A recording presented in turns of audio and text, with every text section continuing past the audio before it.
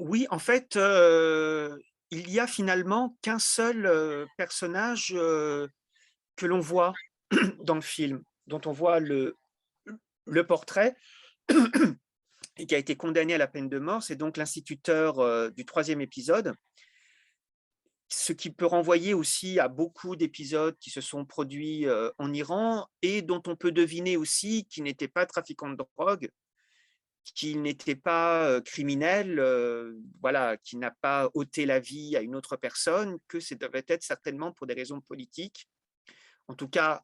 des opinions qui n'étaient pas, approuvées et des opinions qu'il pouvait enseigner et voilà et pour moi, voilà, c'est le seul visage que l'on voit et hem et c'est un visage aussi qui est marquant, dont on voit, dont on comprend aussi, et puis c'est très important que le personnage, hem, du jeune militaire, qui a, accepté en fait, de participer à cette exécution pour pouvoir revenir plus rapidement voir, sa fiancée pour son anniversaire, se retrouve à un moment donné face à face en fait avec ce visage-là, puisque le spectateur aussi à un moment donné voit un visage et hem et un visage de bonté ou un visage aussi de savoir, un visage de maître, d'enseignant qu'on a tous eu, voilà et du coup, ça, il ne l'avait jamais enfin si, il l'avait vu puisqu'il reconnaît ce visage-là. Mais en même temps, il comprend aussi combien cet homme-là était aimé par des gens